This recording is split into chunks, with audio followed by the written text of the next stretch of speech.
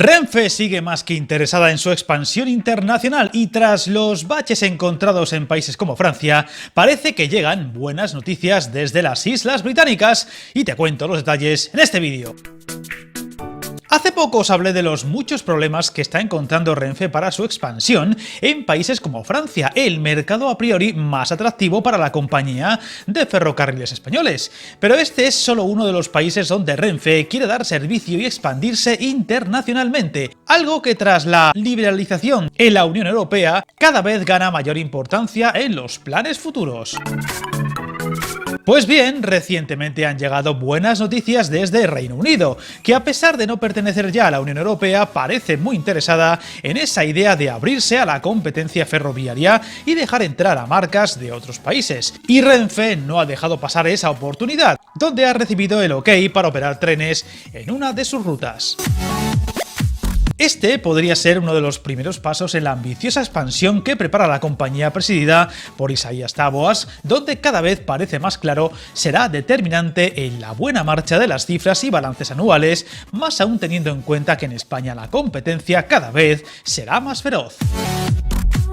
El gobierno británico ha aceptado la puesta en marcha de un nuevo servicio en el que se interesó la operadora pública española para los próximos 20 años, concretamente en el área de Londres y en Gales, con la inversora española Serena Industrial Partners poniendo el capital, concretamente para operar trenes de pasajeros entre las ciudades de Londres y Carmarthen, al suroeste de Gales. A finales de septiembre, Renfe anunció una alianza con la compañía Grand Union Trains para gestionar este nuevo servicio ferroviario, de forma que la empresa británica sería la solicitante local y la española aportaría la experiencia y la operación tras su puesta en marcha.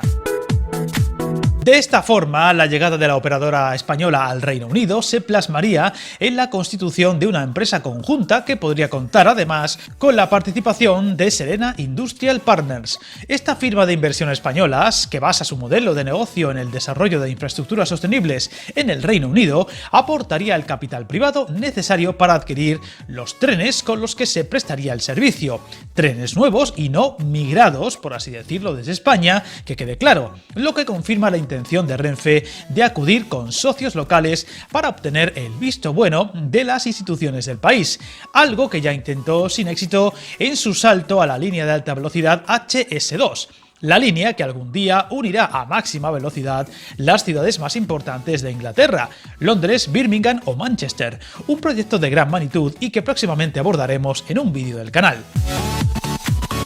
Renfe, por tanto, sigue buscando las fórmulas necesarias para expandir su negocio más allá de España y con las pegas que Francia está poniendo al uso de sus vías, el liberalizado mercado británico se ha convertido en una opción atractiva para los directivos de la empresa pública española, que también han valorado el ambicioso pero complejo objetivo de explotar servicios en el Eurotúnel, una línea de gran uso que une, por ejemplo, Londres con París o Bruselas.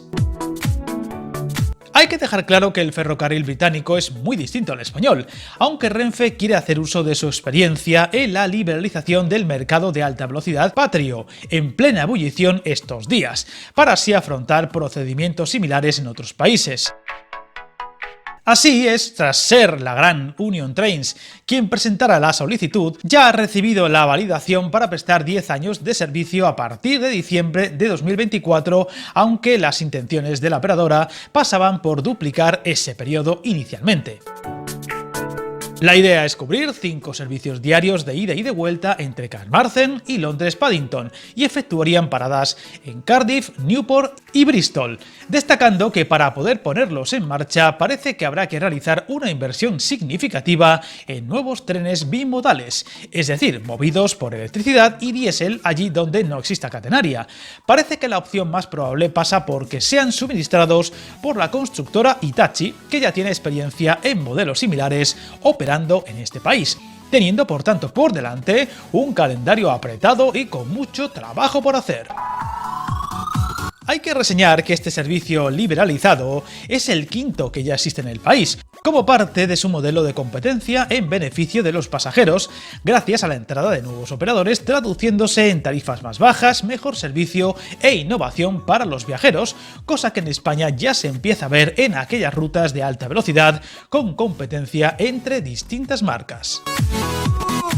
Otro detalle interesante es que el regulador británico señala en su análisis que la puesta en marcha de este servicio afectaría financieramente a la franquicia que opera la ruta a día de hoy y que recibe subvenciones del gobierno británico. O sea, España no es el único país que subvenciona rutas ferroviarias deficitarias, algo que podría obligar a incrementar su compensación en más de 17 millones de libras anuales para garantizar dicha viabilidad del servicio actual, y con el gobierno de Gales y su autoridad del transporte dispuestos a colaborar con este nuevo operador. La otra gran batalla que se ha puesto entre ceja y ceja por delante Renfe es, como ya he mencionado, la ambiciosa idea de entrar a operar en el Eurotúnel, en la ruta entre París y Londres, una línea utilizada por 9 millones de pasajeros al año, al menos antes de la pandemia, y que se espera vayan en aumento en los próximos años, de los cuales 7 millones lo hacen por el flamante tren Eurostar, uniendo las dos capitales más pobladas del continente en apenas 2 horas. Fuentes de la compañía española han señalado que en estos momentos hay surcos, es decir, márgenes para el uso de las vías y capacidad disponible para operar en la línea de alta velocidad que gestiona la empresa privada franco-británica Eurotúnel, una línea que cruza el Canal de la Mancha y que está operativo desde 1994, permitiendo viajar desde Francia a Reino Unido en automóvil particular, embarcando en un tren lanzadera como si fuera un ferry, o en el tren de alta velocidad Eurostar.